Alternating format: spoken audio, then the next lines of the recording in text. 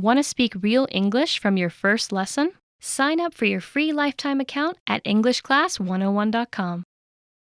Hi everybody, my name is Alicia. In this lesson, I'm going to talk about the difference between the present perfect tense and the present perfect continuous tense. Many people ask about the difference between these two. So I'm going to talk about how to make these tenses and some times when you might want to use them. So let's get started. First of all, I want to begin with sort of a visual of these two grammar points. I'm going to start with the present perfect tense here though.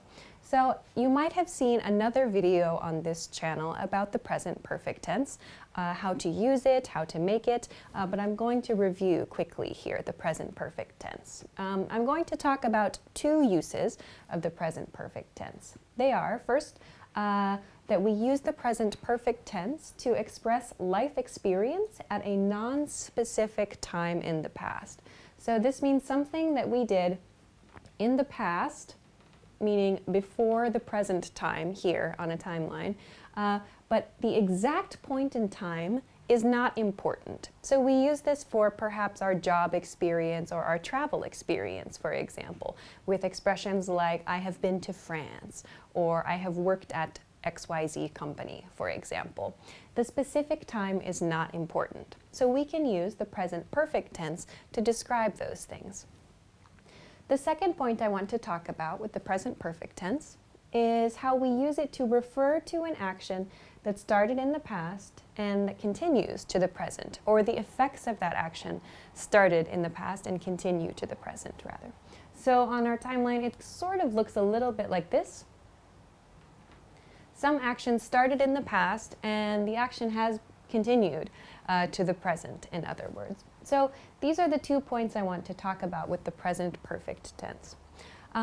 Let's take a look then to review how to make the present perfect tense. When you're making a statement with the present perfect tense, you might use a pattern like this. So if your subject is I, we, you, or they, we'll use that plus have plus the past participle form of a verb. You might use for or since, depending on the point that you're using here, and you'll finish the sentence with the extra information.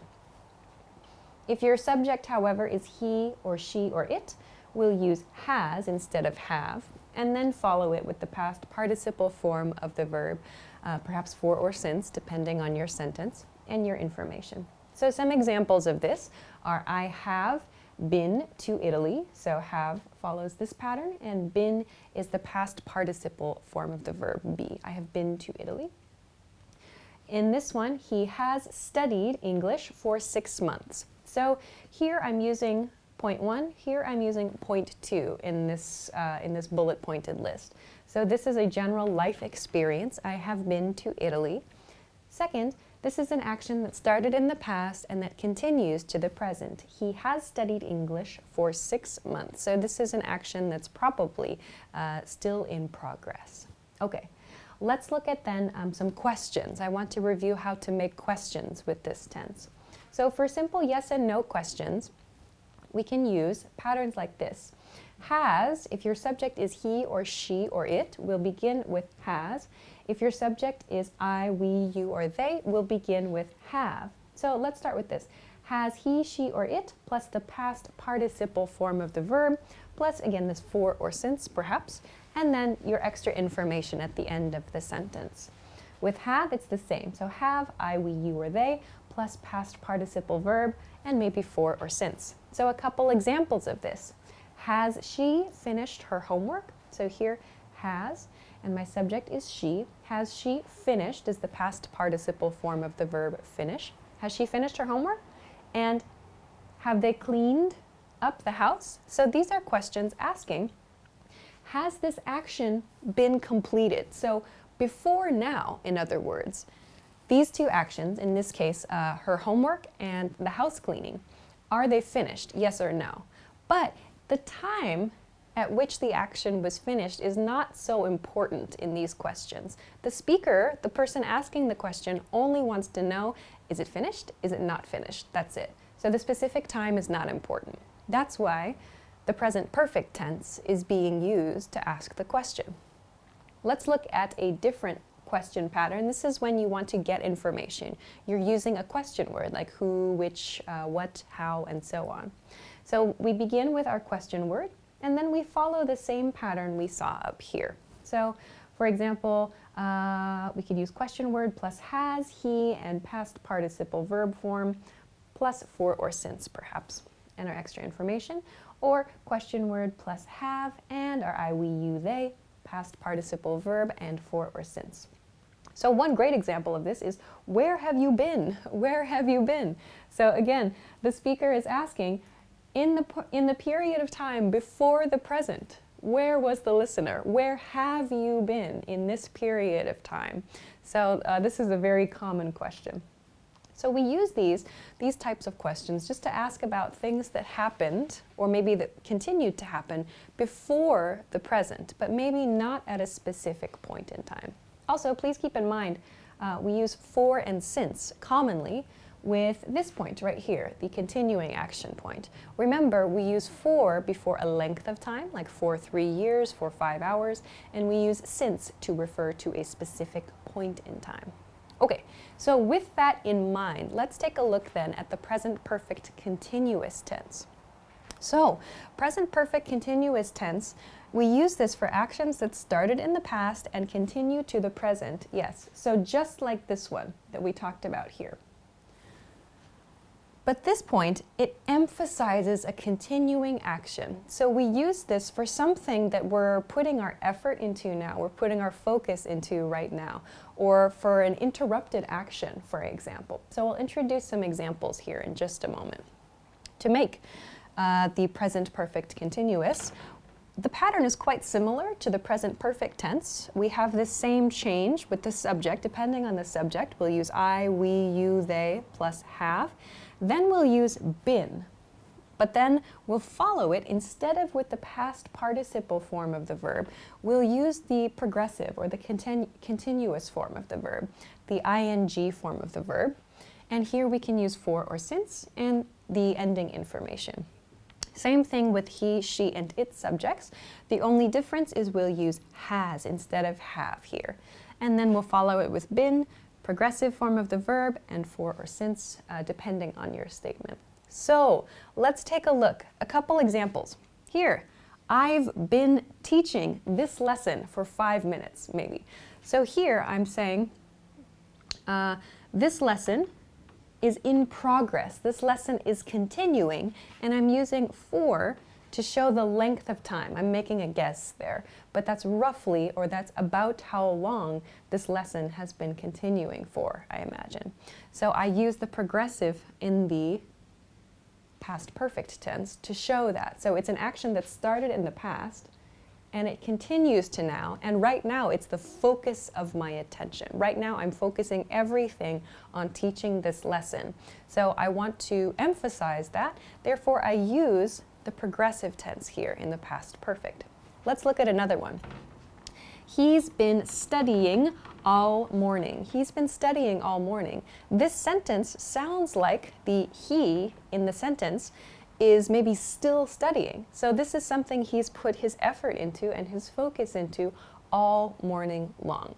So when we want to really emphasize someone's focus or someone's effort, we can use the present perfect continuous tense. Also, you might notice I've used this expression, all morning, at the end of this sentence. When you're using the progressive or the continuous version of the past perfect, you can end your sentence with like all morning or all night, all afternoon, lately or recently, to talk about the period of time that you've been focusing, or the period of time that you want to emphasize that action was continuing. We'll see another example later. Okay, let's look at some questions using the present perfect continuous. So just as we saw with the present perfect tense, we'll begin with have or has for some simple yes or no questions. And then depending on the subject, we'll change this initial word, have or has.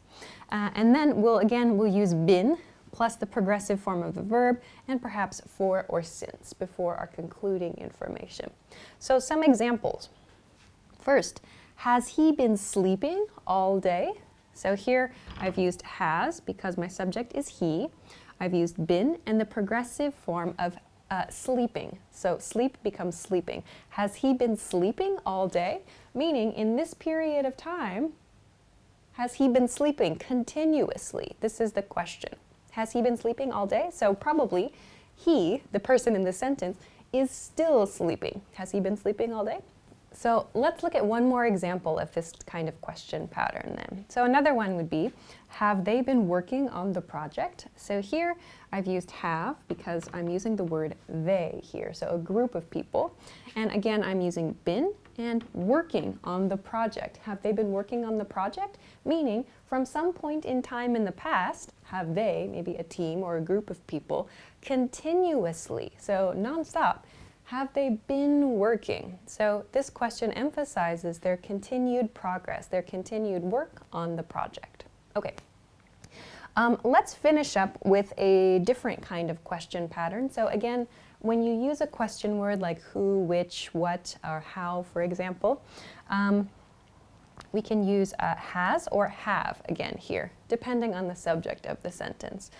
So I think that this part is the same as the question pattern we just talked about. So let's just take a look at the example sentences here.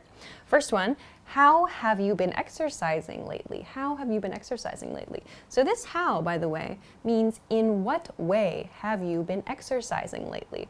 So in this case, the speaker probably knows that the listener has been exercising lately. And the speaker wants to know how, meaning in what way.